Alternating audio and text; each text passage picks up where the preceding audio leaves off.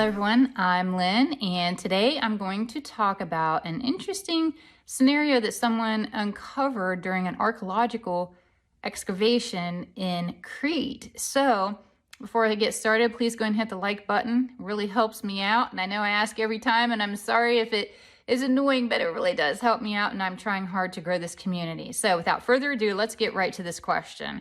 Says, hi, Lynn. I absolutely love your clear, concise, and convincing take on issues and events you focus on.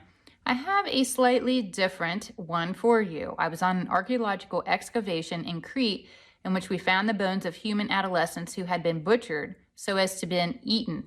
And yes, you did hear that correctly. I had to read the question a few times myself. And yes, that's how it goes. There is a famous Minotaur myth in Crete. And the story is that early Cretans came from Lebanon and they were Baal worshippers who sacrificed their children for material success. Could you focus on the Minotaur myth? And is it about feeding children to the bull-headed god Baal? And this has any relation to the sale and trade of humans in our modern world, which we all know what they're talking about here, but we have to phrase our words wisely. Hopefully so far this question itself doesn't flag me. I don't want to get you in trouble, but I wonder if there's any modern leader ready to step up. Any insights would be most welcome. So, yes, it is a dark question, but it is part of history. It is part of how we got to where we are now and how these powers that were are actually in the position that they're in now. And these leaders have taken over and seemingly gotten the power and influence over a huge part of the world. So, people have been worshiping this darker entity, Baal, for centuries, and that's true. It's been documented in a lot of literary works that are out there and just even folklore being passed down. Some religions even started down that path, which caused some of the earlier religious wars and shunning of groups, and we know that too. They tried to shut it down, move them, banish them from certain regions because they didn't want that as intermingling within their culture. The belief in Baal did highly influence the reptilian lineage and also became the powers that were. That's where they were born, is this whole thing of wanting to worship this darker entity. The fundamental belief was all about sacrifice in exchange for material possessions. With regard to Baal, human life became the cost, and the blood of youth was given to show the seriousness of the desire for fame, wealth, influence, etc. It's kind of like you put your intent out there, which they did, and then they strengthened their intent by doing these ritualistic things that revolved life or giving of life.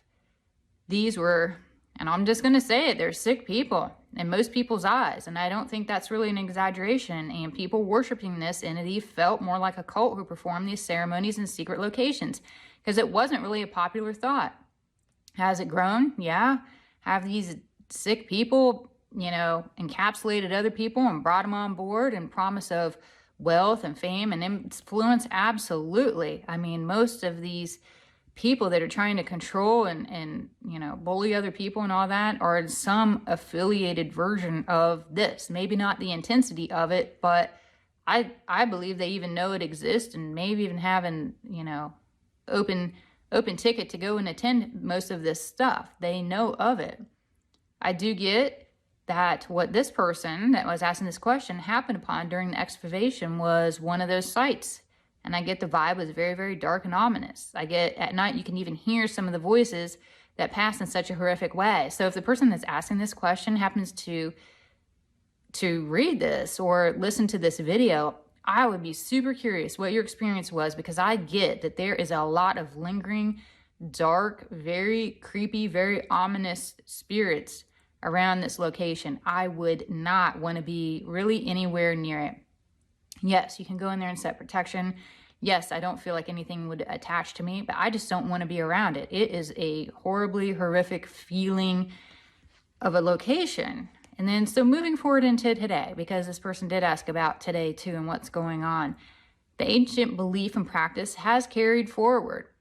It's hard to blatantly say what they're doing because I don't want to have my stuff looked at too close, but some of the human trade is for pleasures of the flesh, and that's what they use the trade for. And some is to drink the adrenaline induced out of fear. They scare them. They do terrible things to release this adrenaline, and then you extract the blood as part of this ritual and to worship Blau. So I do get there is a lot of history and truth behind this question and how things got to how they are now. It's truly, I mean, I just can't even say it enough.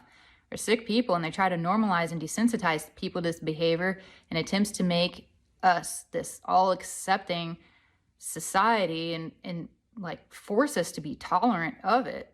That is why kids are being exposed and over-sexualized, and they want to add a letter P to the LGB ... acronym out there because they want this to be normalized and accepted.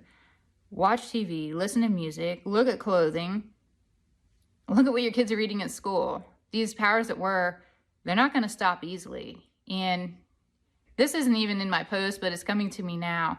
If any of you have watched the movie Monsters, the cartoon, what is it about? You go in and you scare kids and you capture their screams and you do all this. Like, I really believe there's a truth in plain sight, and there is a lot of things going on and programming and subliminal programming telling what is happening, and we just glaze over it. We are becoming desensitized, and we can't allow ourselves to become so numb to the realities of this world because it's just, I don't know, I'm speechless. I don't even know what to say, to be honest. So I will leave you with that. I'll let you finish my sentence down in the comment section below. So how about that? That would be fun.